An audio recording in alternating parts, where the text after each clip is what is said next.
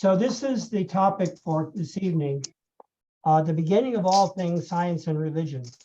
And that's the name of the book that Hans Kung wrote. He wrote this, I believe, in around 2005. So just a few words about Hans Kung. Hans Kung, as you may or may not know, was a famous Roman Catholic theologian who began his career actually around 1960 as a young man, a young priest in Switzerland. And he wrote his doctoral dissertation in Rome on Karl Barth, the famous Protestant theologian. And he wrote a book that was called Council, Reform, and Reunion, in which he predicted that the Vatican Council II, he's one of the experts at Vatican Council II, he felt that the Catholic religion needed to reform itself and enter into dialogue with the Protestant churches. And Karl Barth was one of the great Protestant theologians of the early 20th century. And so he wrote his dissertation on that. Later, he went to Tübingen, where he was there with the future Pope. And he started a career in theology and became quite famous as a Reformed theologian of the Catholic Church. Unfortunately, Pope John Paul and he did not always see the same way about the reform of the church. And he ended up, Cardinal Ratzinger, who was not Pope yet, was the head of the Office of Doctrinal Orthodoxy, sidelining him, and eventually he had to leave his post as a Catholic theologian in Tübingen. But that kind of opened up the opportunity for him to move into a broader world of theology, in which he began to explore the relationship of Christianity to all of the world's religions. And he spent a lot of time studying, particularly Islam and Judaism, the monotheistic religions. He wrote 800-word books on the history of Islam, history of Judaism, and the history of Christianity. So he's an expert in the history of the monotheistic religion. But later in his career, into the latter part of his career, he began to study the non-monotheistic religions. So the talk that I mentioned that he gave in Claremont University in 2016 really was at a time when he was attending a Buddhist conference held near Claremont. So he actually, one of his last books was on Chinese religions, on Confucianism, Taoism, and Buddhism, as understood within China. So he's a great scholar of the world religions, and he also is was very knowledgeable in the history of science. So one of the paradigm shifts that he talks about is based upon the book. I'll go to my first slide here. Basically, he's talking about the shift that took place in science and religion, beginning with the era of Galileo, really Copernicus and Galileo. This is considered the beginning of the scientific modern era. We use the word modernism, or what is modern? Well, science is very much part of the modern era.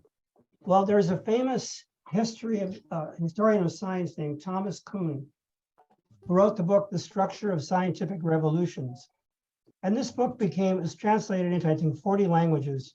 It's considered the premier book on the history of science.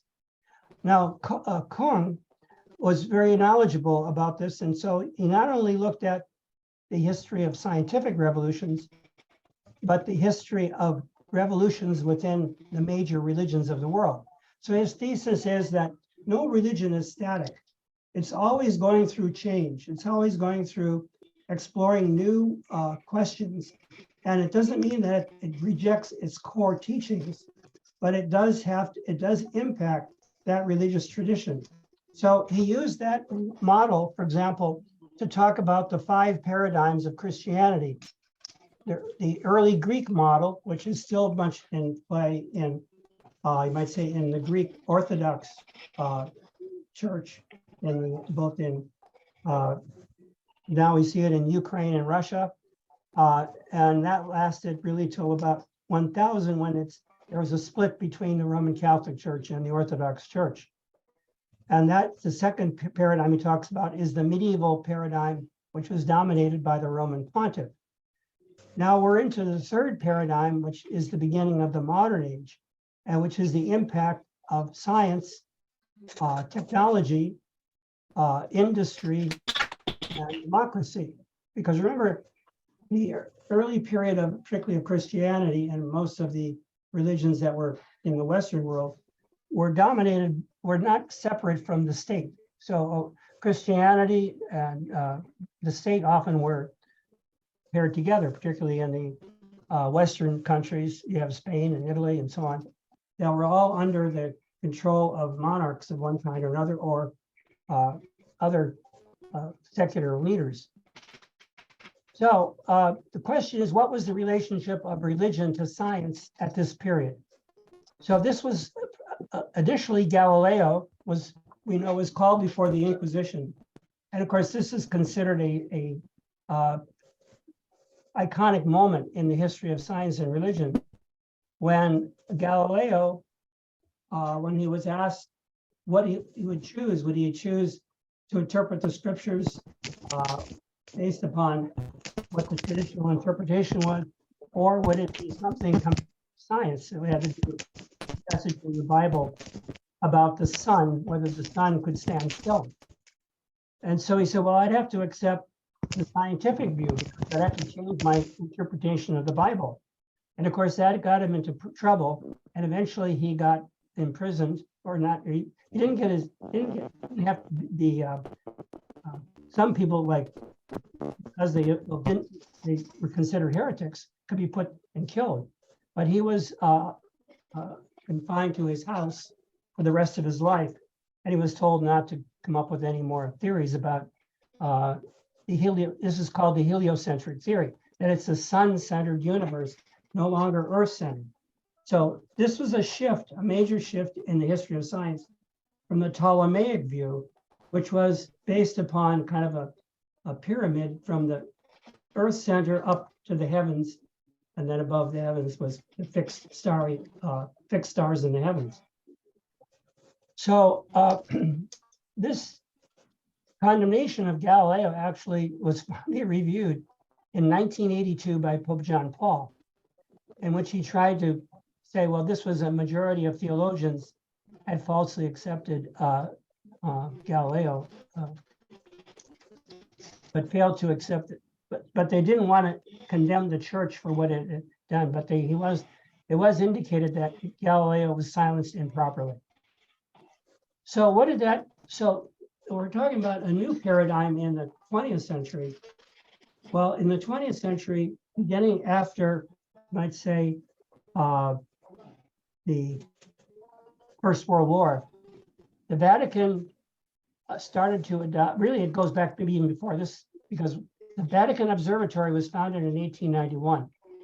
Now this is the observatory that has to do with questions about the origin of the universe. What is the church's view? This would be the Roman Catholic, of course. I'm going to do another seminar in a month on God After Darwin, on this book by John Haught.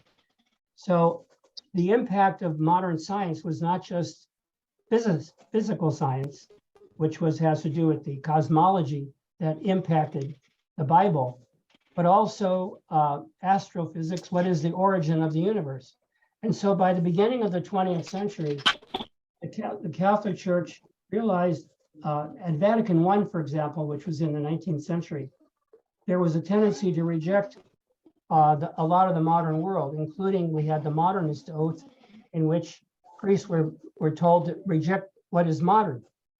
But on the other hand, the Vatican Observatory was actually founded in 1891, which is located on a hillside beside the Dome of St. Peter's. And I did some research on this. This is not in Hans Kung's book, but if you look up these two priest names, they're astrophysicists. One is named Matteo Gianti, who's a Jesuit. The other is Reggio Emilia Guastalla. And these are astrophysicist scholars who are doing research on the Big Bang. So the Catholic Church, by the early 20th century, was getting in touch with the new science. Now, this is another thing I'm going to go into in a moment. The first era of modern science is the period of what we call deism. And I'll come to that in a second, in which is based upon Newtonian science, which is based upon Sir Isaac Newton's discovery of gravity. Now, what was the impact on the Bible? Remember, we said that one of the problems that Galileo had was that he felt that the Bible needed to be looked at in some way scientifically. Well, Pope Pius XII in 1943 promulgated Divino Afflante Spiritu, and this inaugurates the scientific method for the study of the Bible, and it replaces the Latin Vulgate with the Bible in original languages. And for example, some of you may know about the work that was done in Jerusalem by the Dominicans there, who did the translation of the Bible, the new translation, in the period of after World War II. So a tremendous amount of biblical research took place once the Catholic Church, allowed for historical biblical criticism, which is applying science to the Bible. Now, this has been a problem for evangelical churches because they tend not to accept a lot of the historical critical approach to the Bible. When I do this other seminar on evolution, we'll talk about the split that occurred on evolution within the Christian church in the 19th century over Darwin's discoveries.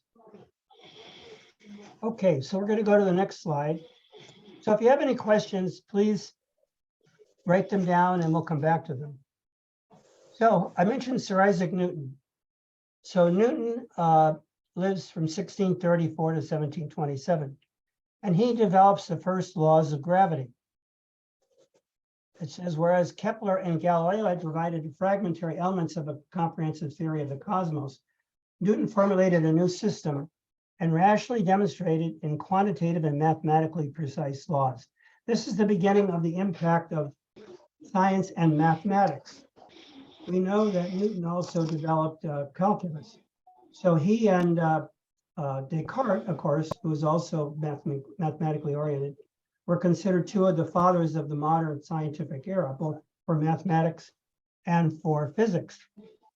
So this led to what we call the mechanistic view of the universe, that God had started the universe going, but then withdraws. Now, most of our founding fathers in the United States were deists. They took them, like Thomas Jefferson took all the miracles out of the Bible. He said because he still believed in God, but since it was a mechanistic universe governed by scientific laws, there could be no miracles. So he took all the miracles out of the Bible. So most of the founding fathers of the United States were deists and were influenced by Newtonian science.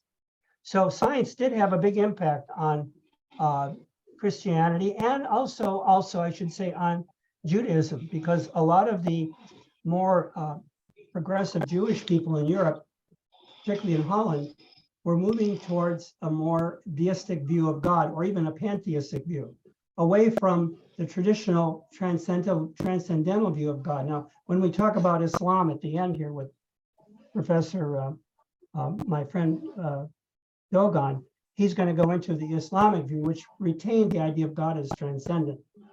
So this time it's a more, science is impacting both Christianity and Judaism.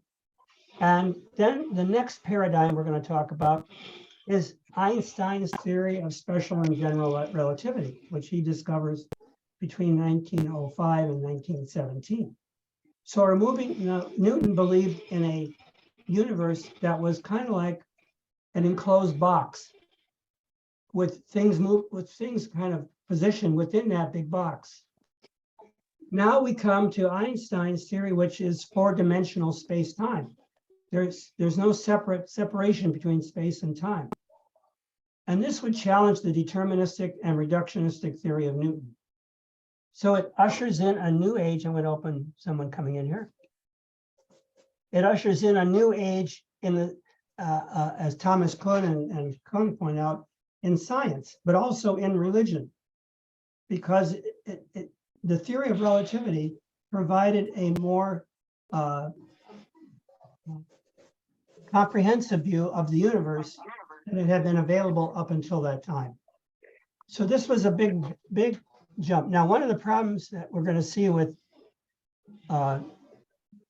Einstein, and also this is the beginning of, you might say, the possibility of the nuclear era. There's a little, so we'll talk about that in a minute. So let's go to the next slide. So we're now going to a new paradigm, which is the expanding universe. Edwin Hubble, who was the head of the Mount Wilson Observatory in Los Angeles, realized through his telescope, again, telescopes are getting stronger and more able to peer out into the far reaches of the universe, that we live in a universe that is expanding. It's not a fixed universe as Newton thought. It's expanding in all directions at a tremendous speed, like a balloon on a flask of helium. So now there seemed to be general acceptance that the Big Bang was proved by both physics and mathematics. Now, some scholars have said, well, maybe this is not the only universe. I'm not going to, some have claimed that we could be just a knockoff from another universe that preceded our universe. Kung points out that there's no empirical evidence for this that we can find. We can only go back to the Big Bang, because that's the moment in which all space is created. There is no before the Big Bang. That's the beginning of time as we know it. So that leads us to the quantum theory. So basically, beginning in the 20th century, we now know that there's the macrocosmic world and the microcosmic world. And how do you interrelate these two aspects? Gravitational world that seems to, you can see how the planets move in a gravitational cycle. But then at the macrocosmic level, quantum mechanics tells us there is no fixed time or space. There's both, matter is not able to be seen purely as matter because it's always in motion. So quantum mechanics created a problem for trying to understand the relationship of gravitation with the quantum level of reality.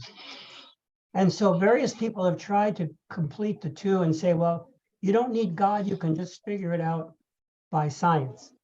Well, this is what we call a world formula to explain everything. So Heisenberg tried to come up with something like this, but he could not convince other physicists. Now we come up to the last story about this attempt through science to explain everything. In other words, maybe can you explain the whole universe just using science? And Stephen Hawking probably is the most famous scientist, astrophysicist, who made this attempt with his brief history of time, which I think has been, many people have read this book. And he tried to develop a theory of everything that would enable us to know the mind of God. Now, even he finally came to the realization that he couldn't do it. He remarked in a Cambridge lecture that he had given up on a quest of a grand unified theory. And he had revised his empirical views of black holes, which occur at the center of our Milky Way. So, because some people had felt, well, maybe there's another universe out there that you could pierce into a black hole and find. Well, that has never been, no scientist has been able to even to do that. So that leads us to another question about science and religion that Kung goes into. And this would be the social sciences. Auguste Comte, who was a scientist in the 19th century, claimed that we're going through three phases of science, three phases in civilization. The first phase is the religious phase, in which he felt we assign reality to gods or goddesses, and they control everything. The second phase, he said, was the metaphysical stage of the Middle Ages, in which you try to assign these to impersonal forces, kind of like what we have in scholastic philosophy, that God is the, or even Aristotle, when he said, God, see God as kind of the prime mover. So the third phase for Comte was the scientific phase. So he felt that this would basically mean that any theological statement or religious statement had no sense because it went beyond what you could know through empirical science. So metaphysics he threw out as something in the past.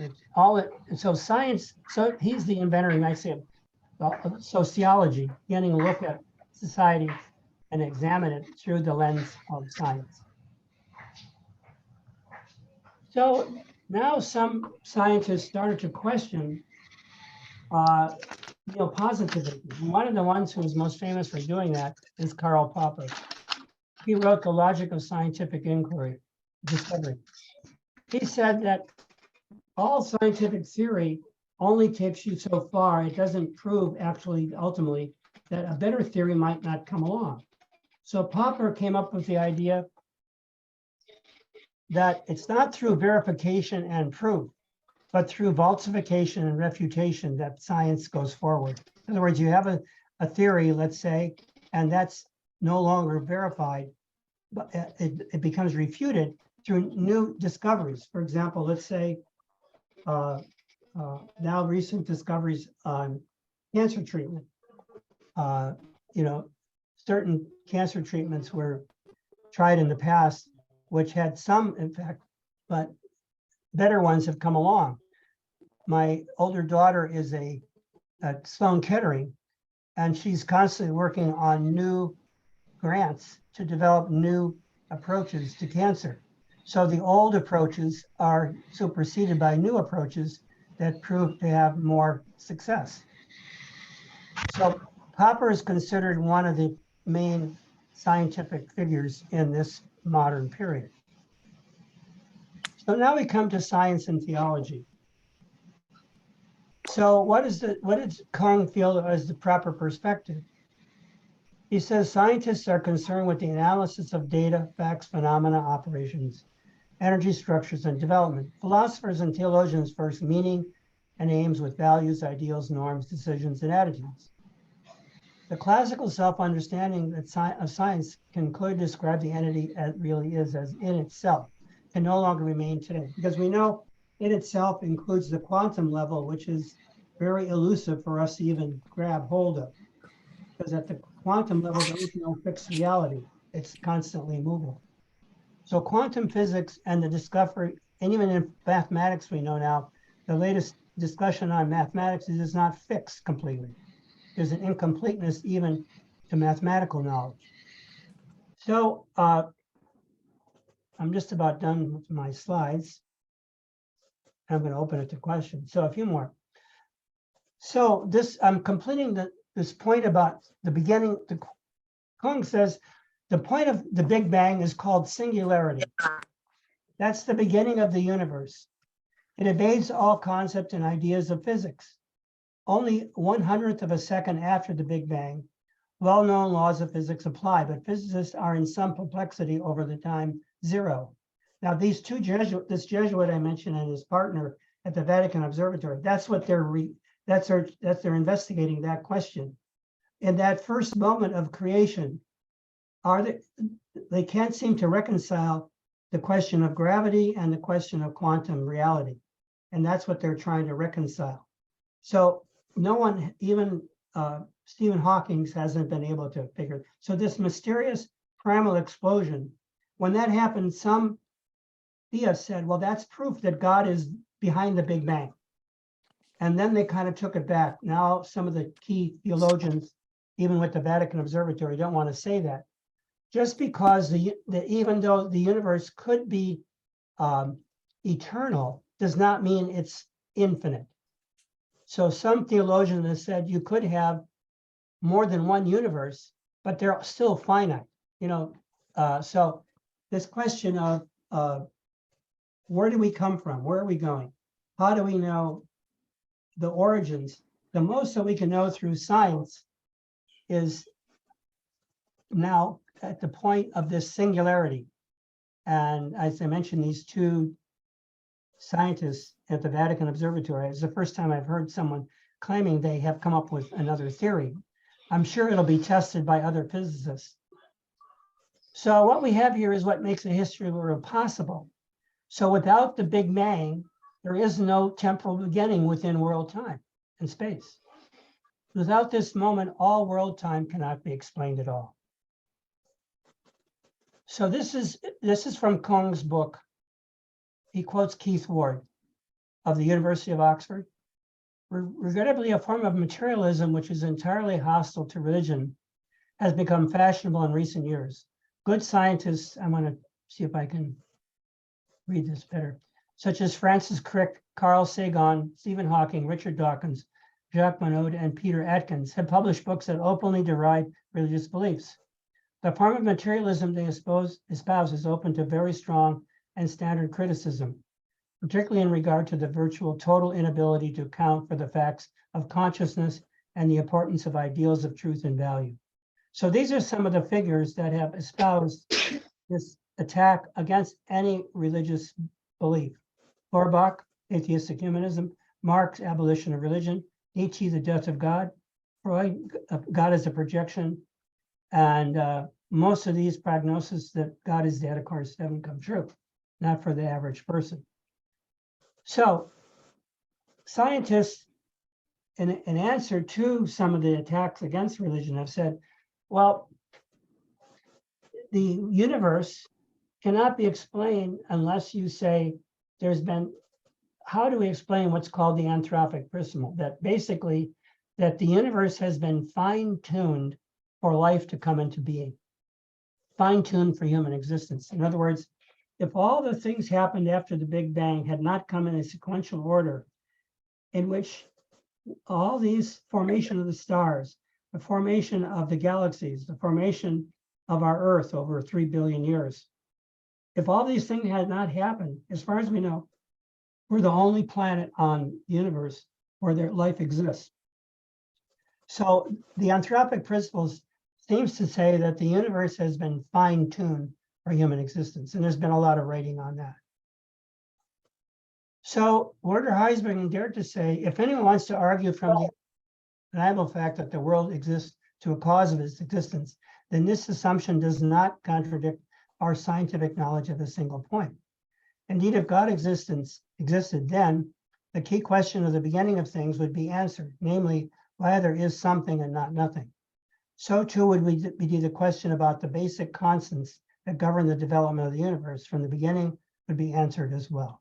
Now, they're not saying that the cosmic constants prove God, but they're saying we know that the universe seems to have a rational structure to it. It's not irrational. It's not chaotic. There is some chaos. That's all. There's another chaos theory at the level of the microscopic level, but we're not going to go into that right now. So these are some of the questions that Hans Kung raises that he feels lead us to understand that there must be something beyond our own human kind. What can I know? Where does the universe come from? And what is its purpose? Why is the world as it is? What is the ultimate grind of reality? What ought I to do? What do we want to do? What is the meaning of loyalty and friendship? Are there any additional values? What may I hope for? Why are we on Earth? Are there any constants in all change? So these are some of the questions he raises. And then I thought I'd just briefly talk about other creation stories and compare it to the Bible. So we have creation stories in most of the indigenous religions. Some people who are with us today are from Africa. And of course, indigenous religions in Africa all have creation stories. Now, one of the original one I just pointed out was from Australia. They had the great ancestor spirits of the primal time formed the earth. They all seem to say, though, that the earth is somehow sacred. And it came from a divine source. India has the Rig Veda, in which they talk about world parents. So there are many stories in most of the world religions about the origin of the world. Now, these are anthropomorphic stories because the early people did not have modern science to live with. But it shows that they felt an answer to the beginning of everything. They all felt it was need to answer that question. How did we come in? How did this universe come into being? So this is now the Chinese creation myth, which is they have a similar story that there was an egg which gave birth to the universe.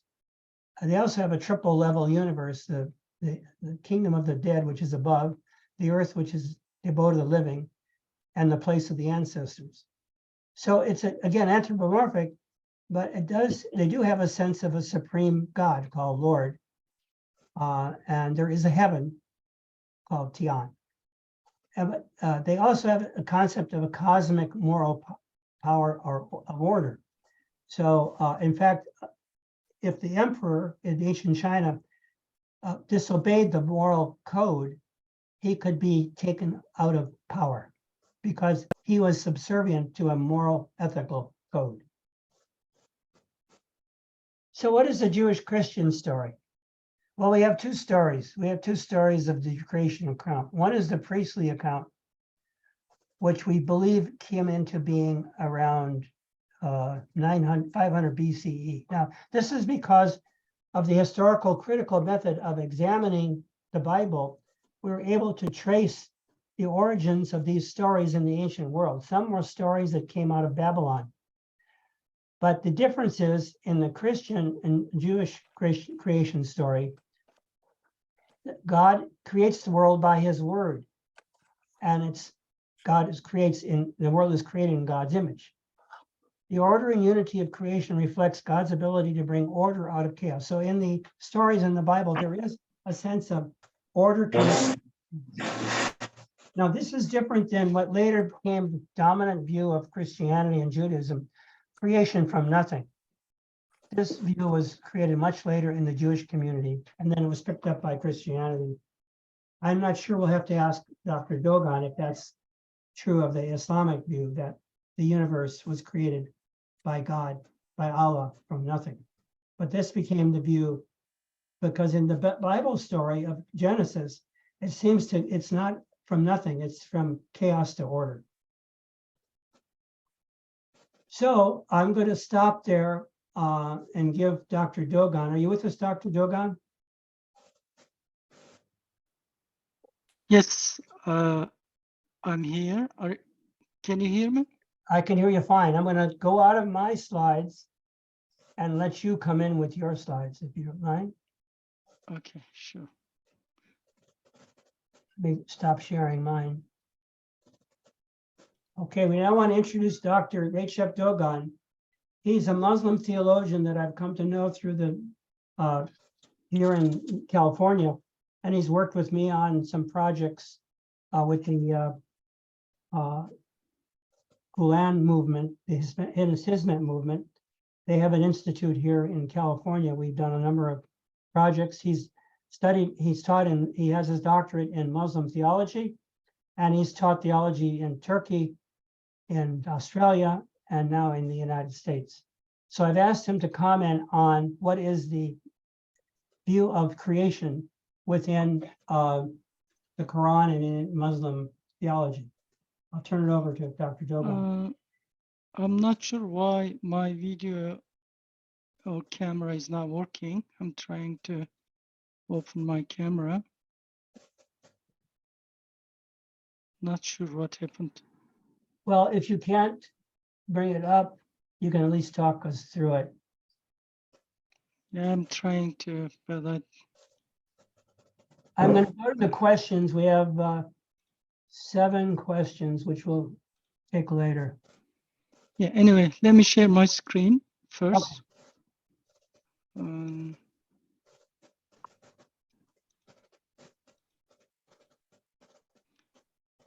Okay, so are you able to see my screen?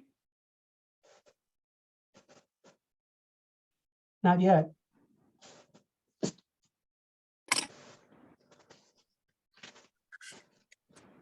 Not coming up yet.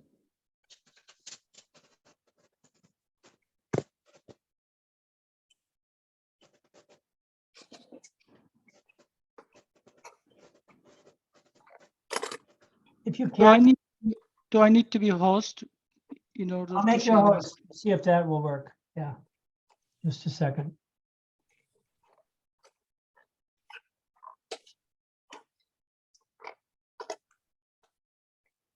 Okay, you're a co-host now.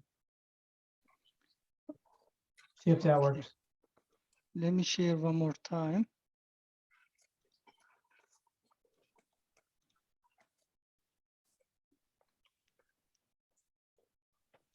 Are you able to see my screen now? Not yet.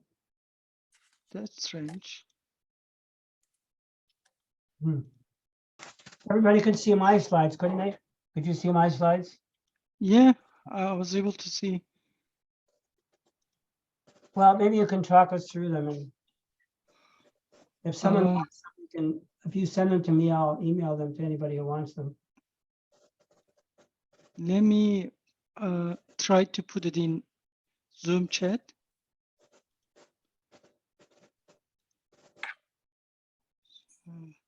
You want to open up chat? Yeah, let me, if I will be able to.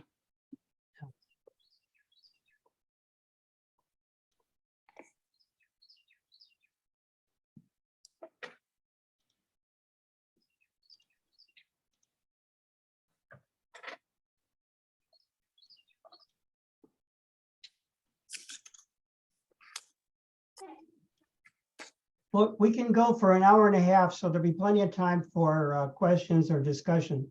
So we'll have at least 30 to 40 minutes of discussion. And we can go back, if you want me to go back on my slides to discuss any. Let me email it to you. It's easy. You can share. Okay, Just give me a second. okay.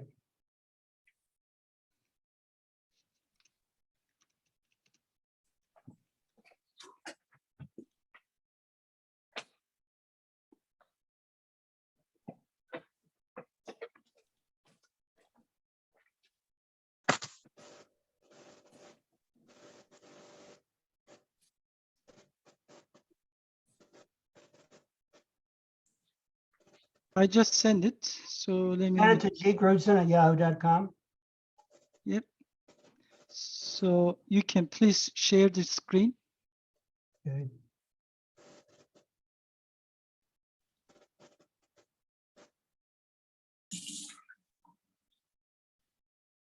Didn't come through yet. Maybe it's a large file.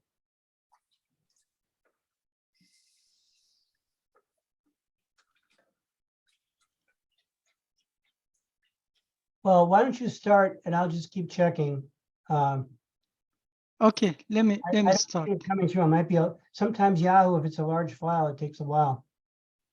Okay, no worries. Sorry about that. I don't see it yet.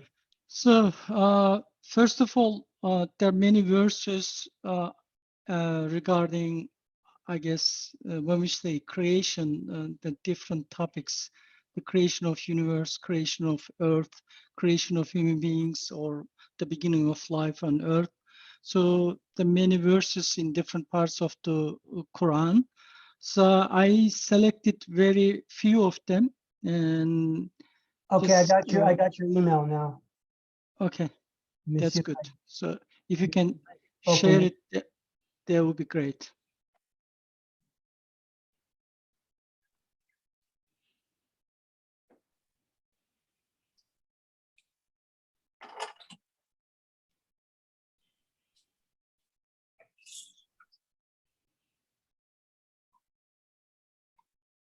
Sorry to interrupt, but if y'all wouldn't mind, who are participants, if you could just hit the mute button so we can just hear our speakers, that would be great. And I'm so happy to be here tonight. So thanks you guys for putting this on. Okay, I have it now. I just got to bring it up onto the screen. Okay, while you're sharing, so let me start so we can use the time wisely. Sorry about the delay. The first verse from the Quran, Surah Can everybody see it 51. now? Is this yours, Expansion of the Universe? Yes, yes, yes. Okay. If you make it bigger so people can see it better, I think.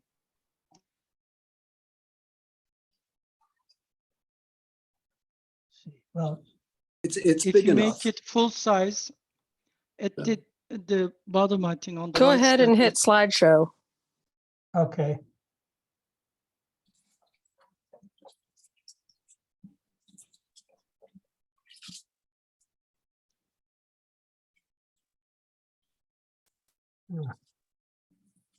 Can't seem to feel it up here.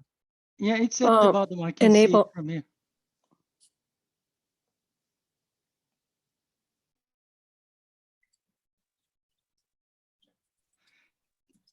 No, it is, Gerald, it's at the bottom on the right side, very bottom. Oh, bottom, Come to the- okay. Yeah, on the right side. Yeah, you're very close. Come left, up, that's the one, yes. Okay, here we go. Okay, so the first verse is explaining if the universe is same when it was created or it keeps expanding. The verse from the Quran, Surah 51 and verse 47. And the heaven, we have constructed it mightily, and it is surely we who have vast power and keep expanding it. The last part is وَإِنَّا لَهُ لَمُوسِعُونَ. In Arabic, in original language, it says keep expanding it. So Muslim scholars understood that the universe is not same, keep expanding. But from you already explained, from I think scientific perspective, the distance between celestial bodies is increasing, which means the universe is expanding. So you mentioned about Hubble, and so all galaxies are moving away from each other.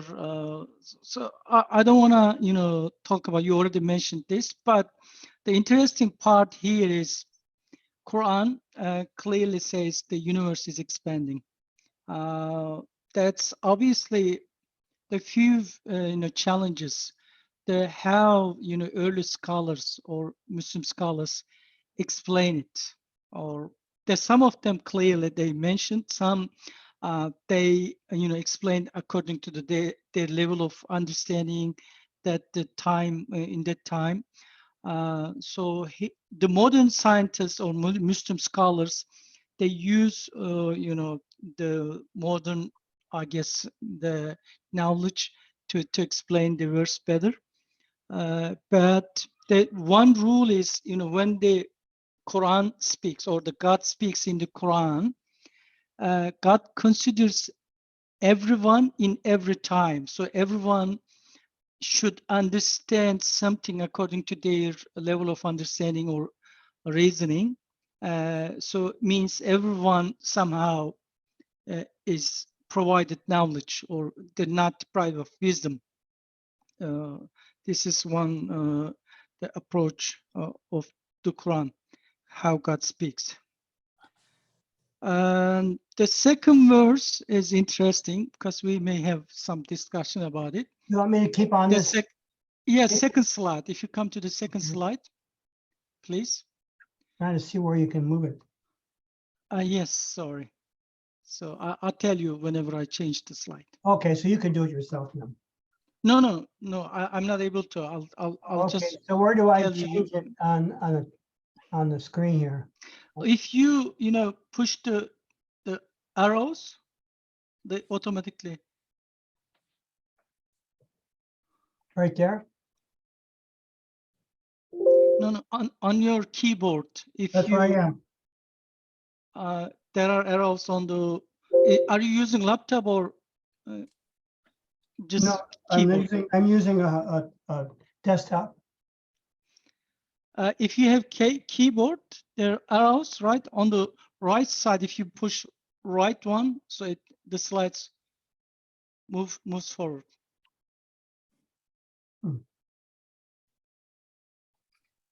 Yep. Yes, that's it. This one, the second one. Okay. The second verse, creation in 6 days. I'm not sure this is similar in Bible and Torah. That's the same. So the verse, he it is who has created the heavens and the earth in 6 days. His supreme throne was upon the water, that he might make trial of you to manifest which of you is best in conduct. So he has created the heavens and the earth in 6 days, and his supreme throne was upon the water. So water, there is one understanding, because sometimes the language or words, what type of word or language you can use when considering everyone from beginning to the end, they need to understand the verse. So water, not literally water. It's something, some sort of substance that got created everything from it. So some scholars, they understand as ether or something else. We don't know what was the first substance that got created everything from it. So when considered together with, we have made every living thing from water. This is another verse from the Quran. This verse is indicating the stage where the heavens and the earth were created, and the earth was made ready for life, denoting that it's water which lies at the essence of everything and being. As is known, the main element in all things, including solid objects, is water. Next slide. Yes, yes, please.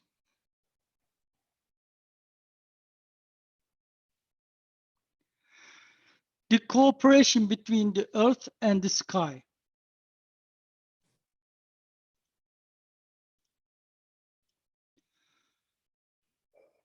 Again, this is from the Quran, the verse, Surah 41, Surah Fussilet, and the verse 11 and 12. And he directed his knowledge, will, power, and favor to the heavens. By the way, in parentheses, those are extra information to make the verse more understandable. So that's what, just keep in mind, please. So, and he directed his knowledge, will, power, and favor to the heaven when it was a cloud of gases, and ordered it and the earth. Come both of you willingly or unwillingly. They said, we have come in willing obedience.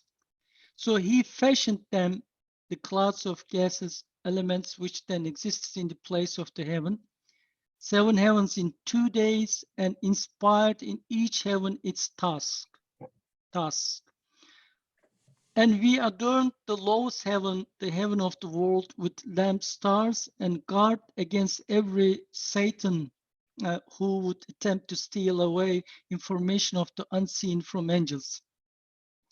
That is the measured determination of the all glorious with irresistible might, the all-knowing. Next slide. Yeah, yes, please. So the Quran indicates that there is some difficulty in the cooperation between the earth and sky. As is known, the molecules and atoms in atmosphere try to escape into space while the earth tries to attract and hold them. So for the formation of an atmosphere, the motions that lead to the force of escaping molecules have to be counterbalanced by the gravitational attraction of the earth. This is an almost impossibly difficult condition to fulfill. From the standpoint of geophysics, these extremely difficult conditions require the preservation of 3 important types of balance. The first, atmospheric temperature, proportionate gravitational attraction on the part of the Earth, and the non-violation of this balance by various radiant energies arriving from space. The Quran expresses all these facts by the phrases, come both of you, willingly or unwillingly. that the almost impossible conditions have been fulfilled only by God's power is indicated by the phrase they said, "We have come in willing obedience."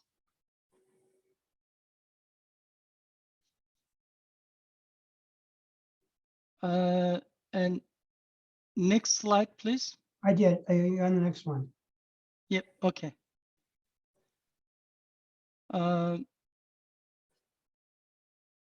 This is the another verse from the Quran. Do those who disbelieve ever consider that the heavens and the earth were at first one piece, and then we parted them as separate entities, and that we have made every living thing from water? Will they still not come to believe? So this is Surah 21, and the verse number is 30. In the beginning, the heavens and the earth were formless mass, each consisting of matter as if though, though without produce or creatures. The all-wise creator separated them and rolled them out and giving each a comely shape and beneficial form, and made them the origins of multiform adorned creatures. When the heavens were clear and without clouds, and the earth was dry, lifeless, and incapable of giving birth, God opened the heavens with rain, and the soil with vegetation, and created all living beings through some sort of marriage and impregnation by means of water. So modern scientists understand that the solar system was like a cloud of gases, or was fused like a mess of dough. Then the all-powerful and self-substance one rolled it out and placed the planets in their respective positions, or the mass of gases began to cool due to the extremely speedy movement. The Almighty left the sun where it was and brought the earth here, spreading soil over its surface, watering it with rain, and illuminating it with sunlight. He made the world inhabitable and placed us on it. So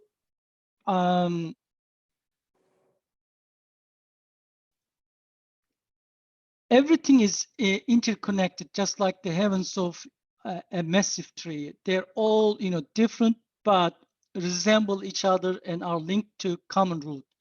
So the verse also emphasizes water's vitality and significance, for it constitutes 3/4 of the body mass of, our body, most living creatures. Dr. Dogon, I just want to make sure we have enough time to have discussion with the participants. Yeah, just put the last slide. Okay. I'm not gonna go over, just people can see the last slide and we can.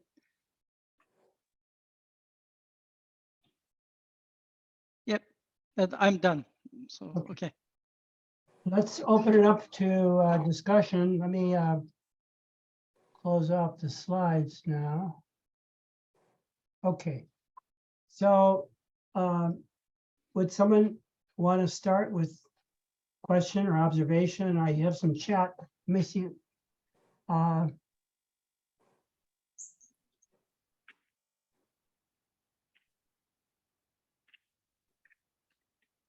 Yeah. Question about Pierre de Chardin. I'm going to go into that more in depth on the next program, which will be on evolution. So someone said, would I be talking about Pierre de Chardin? Yes, I will, but that'll be in the next seminar dealing with evolution. And this is, I'm going to use as a basis this book, God After Darwin by John Haught, who's a scholar of evolutionary theology and also a scholar of Pierre de Chardin. So that'll be a month from now on the 23rd of August. So that'll be a free seminar, and we'll be going into Teilhard's thought as well as other evolutionary concerns based upon going back, starting with Darwin and the impact it had both on Protestantism and on Catholicism, because Teilhard was not accepted by the Catholic Church for a long time. So, see any.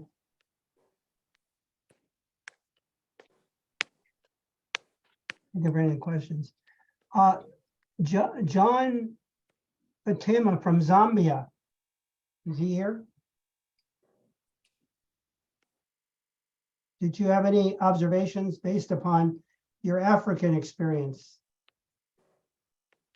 The creation myths in Africa.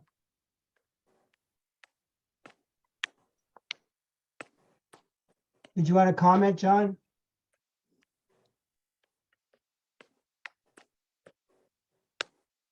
There are many creation myths. My wife and I have visited some of the indigenous groups in Kenya.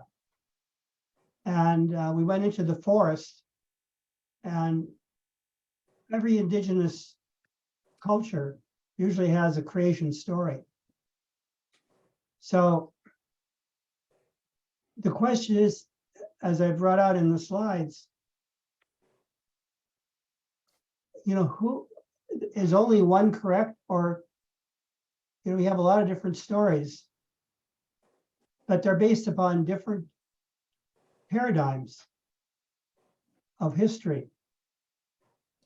Now, Kung feels that each religious tradition needs to understand its truth in the context of the paradigm that it's in, like today. Now for Christianity, those of us who follow Christianity are more in the evolutionary paradigm.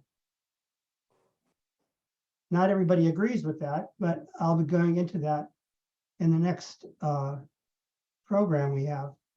That evolution has had a big impact on most religious traditions, not as much on Islam, because as Dr. Dogon, I don't know, Dr. Dogon, does Islam accept any evolution in understanding of God's truth, or is it eternal and fixed?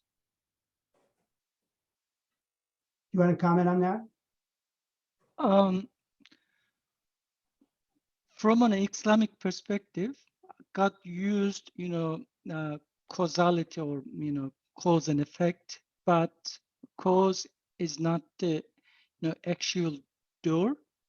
So it's kind of behind the wheel. He operates, he creates, he maintains, he sustains. So he's the actual, so I'm not sure if this is the one you're asking or you're Yeah, well, I think that does sort of coincide with Thomas Aquinas' view of what's called primary and secondary causality.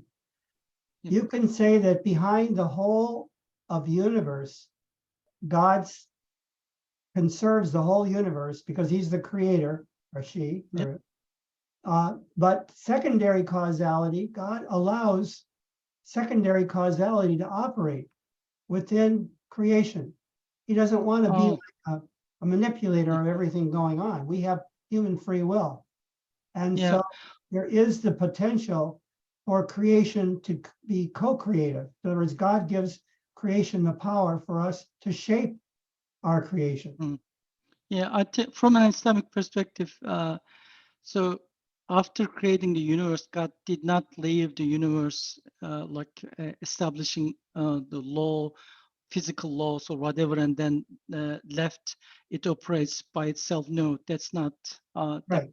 what we understand. Indeed, he created the universe, he established the laws, but laws, he operates the laws and the universe. They're not independent.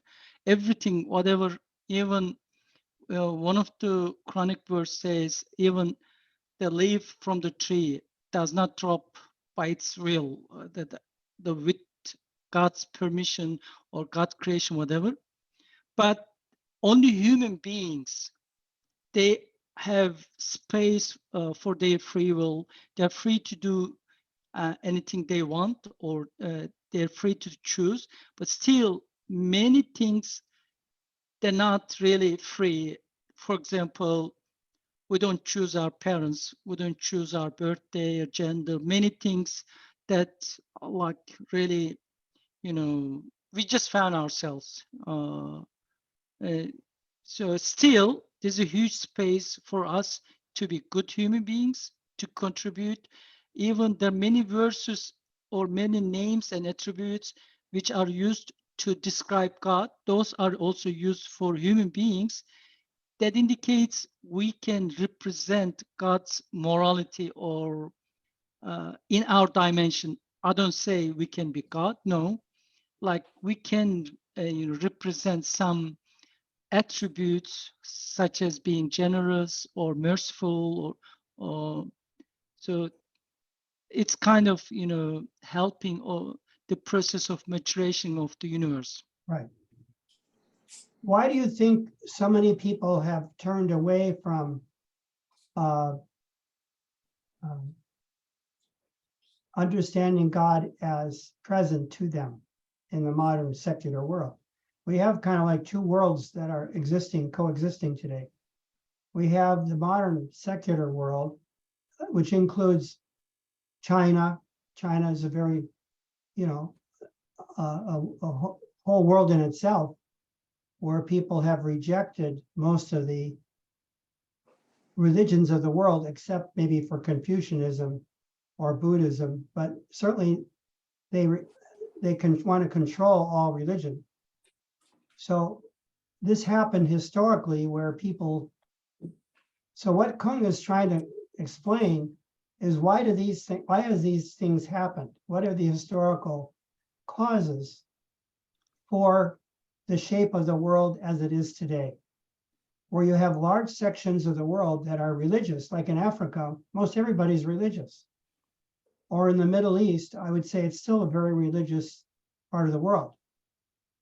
But you have Western Europe, which has become pretty much, I wouldn't say irreligious, but religion plays it's mainly a personal thing and doesn't impact that much the culture. So we have this separation within the world of different parts of the world. Some are religious and some are not religious at all. And in the US, we have a growing number of people who are non-religious. That seems to be the fastest growing cohort. So we're trying to understand from a scientific perspective and cultural perspective, how did the world take its shape and why did it take its shape the way it is? With these vastly divergent points of view. In fact, this is part of the problem, I think, even in the United States today. We have go ahead, I'm sorry, here's a question or observation. Doug, do you want to go ahead? Yeah, so John shared in the chats Dan Brown's view of religion and science being two different languages. And I would agree with that there's a sense that the scientific is literal and the religious is metaphoric. And I think that there is growing scientific basis for that. The neuroscientist Ian McGilchrist, and I'll put that in chat for people that want to look further on his stuff, has written about this split, so that the literal is a constructed reality, and we construct it as because it is so useful and it's so productive.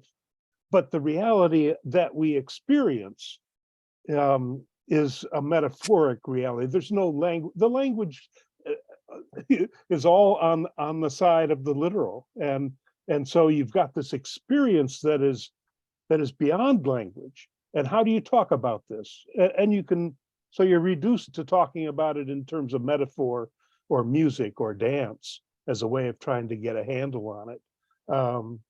And this both in our Judaic-Christian tradition and the Muslim tradition, with Adam and Eve being given the fruit of knowledge, of the tree of knowledge, that was given to them by Satan in both traditions. Though it's interesting, in the Muslim tradition, Satan gives it to both Adam and Eve, not just Eve to give it to Adam. I really appreciated that in the Muslim tradition, that they didn't put it on women. But so we have language and we have knowledge, but it is a deal with the devil. because it keeps us from our connected self. The literal world is fragmented into all these pieces of this and that, which is very useful, but it keeps us from, holds us captive, like in Egypt, held captive by our literal view of reality. Enough. Anybody else have any comments or questions? I'd like to say a few things Sure. why people are away from religion. I think it's mostly related to, that's from my perspective. Like people who are supposed to explain, or the scholars or imams or clergy or whatever, they're not really equipped with the knowledge of modern science or modern, knowledge that they should interpret the sacred or their holy book in a way that makes sense to them, makes sense to people who live in modern world.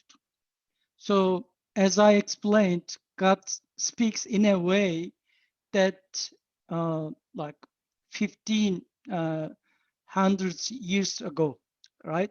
The people, they were able to understand, but the verse is so deep. So today, if we say that's enough, early scholars, they already explain everything and we don't have to do anything, that speaks like this is really obstacle. We have to, explain, we have to, provide some sort of, knowledge that people, they resonate, or they, connect themselves to what the Holy Book say. And the second thing, I think this is again very personal. The religious people, or they call themselves religious or pious, whatever, if they do not represent what they believe, this only increases, the hatred or negative feelings towards, religion. Unfortunately, although people, they shouldn't think this way, like everyone is as a Muslim, if I make mistake, this is not coming from Islam or Bible or Torah, whatever, but easily they say, oh, the pious people, religious people, they do horrible things, and then they find solution as being away from religion and just being, I guess, secular, or I don't know. This is, as I said, very personal opinion. Yeah, you have examples like the Russian war, Ukraine, where the Russian church blessed the war. Of course, the Ukrainian have their own church, and they're saying, they're right. So unfortunately, often religion gets tied in with violence in the world. And that doesn't help the picture of religion. People think religion is just a tool of politics. That is happening. Yeah, indeed. When we look at the history, a lot of wars, conflicts, turmoils are caused by three major religions, the followers of three major religions, Christians, Jewish, and Muslims, right? A lot of fight. Unfortunately, a lot of people, they were killed to promote the name of God or whatever. I don't know. It's kind of some holy goal, or that's another issue that is not easy to, deal with. Right. Pope Francis, go ahead, I'm sorry. Someone want to comment? I just wanted to comment on also the distinction between where there is a lot of people who are identifying now as non-religious but as spiritual, where that doesn't necessarily mean a pulling away from a belief in God, or they're just not identifying with a specific religion. And so I think it's just a more universal belief in God, and that I think it's more unifying. because many people find that there is a lot of exclusion or maybe division in some religious beliefs, or not religious beliefs, but in some churches or in some organizations. And right now there is, I don't know, I've been listening in the past couple of weeks to some very interesting presentations about white Christian nationalism, and kind of the just how we came to this place where we're at, the history of it, from individuals who study religion, and it's been just really interesting to understand how just really good people who espouse, who have come to accept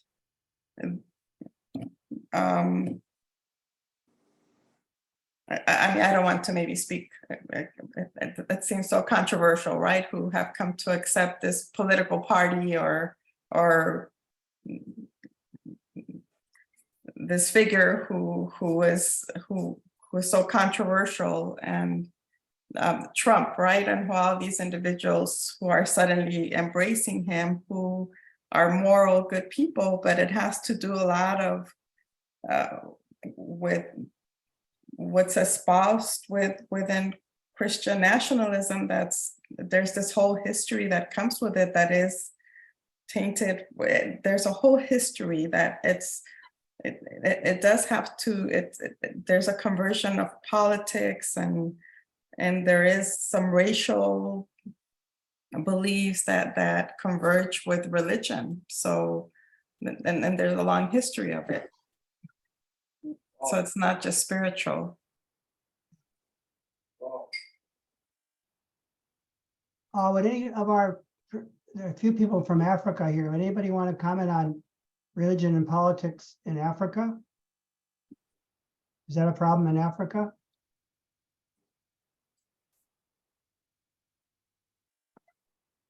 I don't know if they're still with us.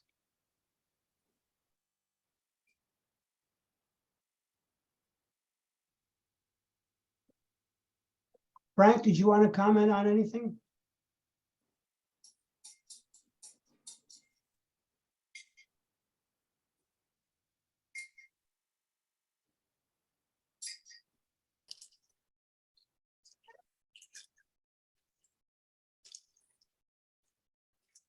You with us, Frank? Or you're putting it in the chat? No, I had to unmute. Oh, okay. So good evening, everyone. I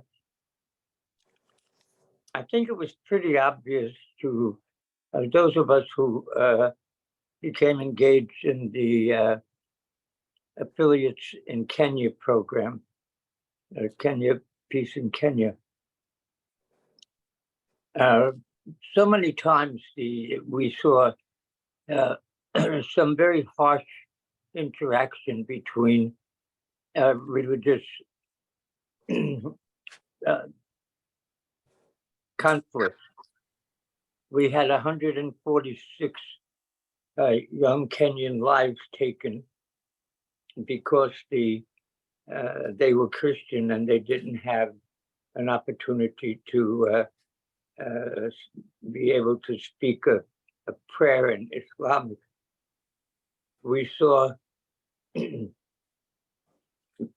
conflict in indigenous religions with each other's tribes, that a group of peacemakers they from Marino were able to take in and embrace both tribes and have and prevented murder and mayhem. I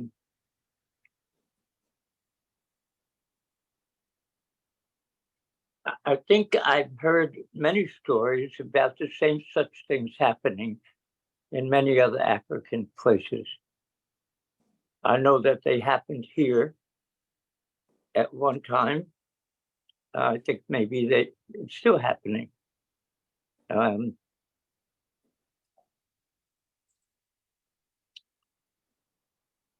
don't know what else to say, except that I think there's evidence enough for us to realize that the religions are not, as Hans Kung said, no peace until the religions know each other. And there must be dialogue between the religions. And if there isn't dialogue, there will not be peace. I think that that's pretty much the reality of the whole situation. And I know it still exists today. Hans Kung helped to create the Parliament of World Religions, reconstituting itself in 1993. And now it's grown to be a big movement of interfaith cooperation. Seems to be growing all the time, which is a hopeful sign Yes. that it's not just one group, but it's many, many groups. There are a lot of smaller groups now that are getting involved. And it cuts across all the denominations. And so there'll be this, he played a key role in the global ethic, which addresses the question of how ethical moral norms can apply to reducing the conflicts in society. And that's peace building and conflict resolution is a large part of that. Also dealing with the global ethic now is expanded to the climate crisis. The last directive deals with, so trying to get a consensus of all peoples of the world, no matter what their religious or non-religious tradition.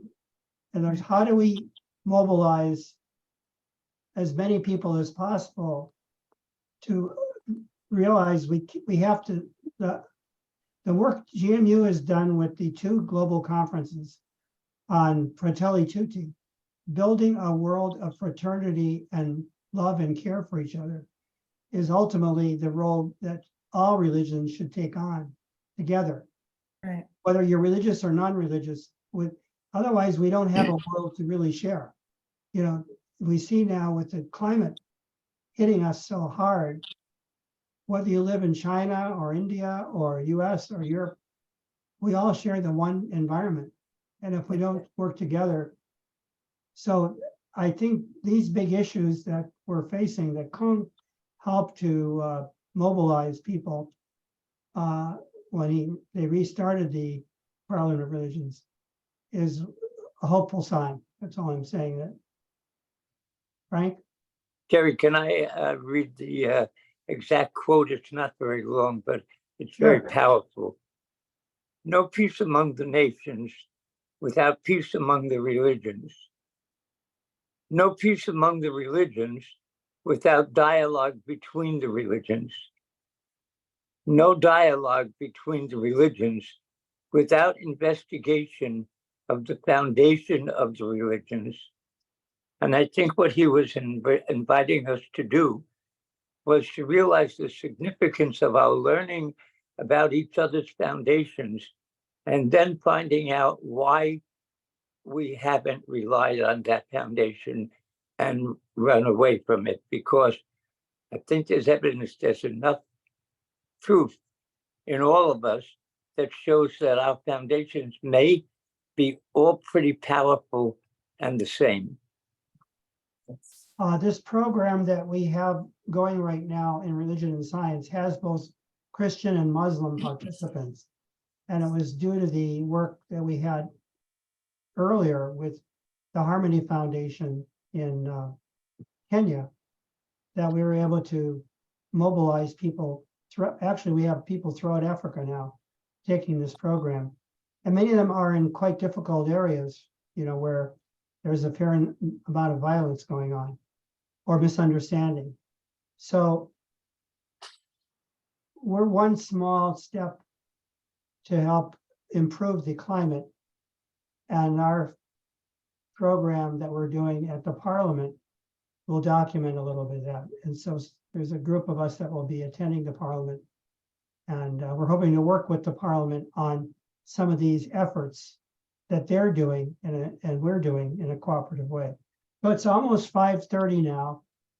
Anybody that didn't have a chance to speak, Mike, did you want to say something? Mike Aparo is a graduate of GMU, one of our illustrious graduates, did a doctoral program, very successful on reaching out to the non-affiliated, wasn't it? Yeah, yeah, that was my thesis. Yes. And I agree with the lady who was talking about the people being spiritual rather than wanting to belong to a particular group.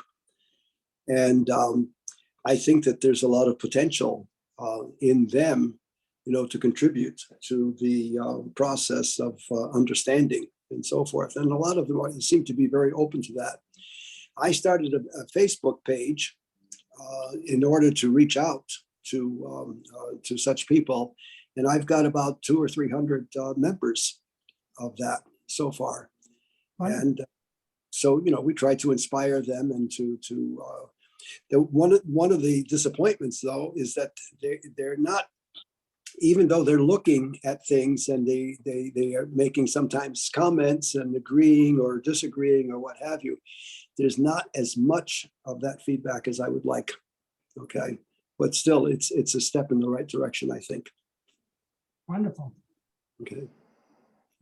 Anybody else for final comments that haven't had a chance to speak?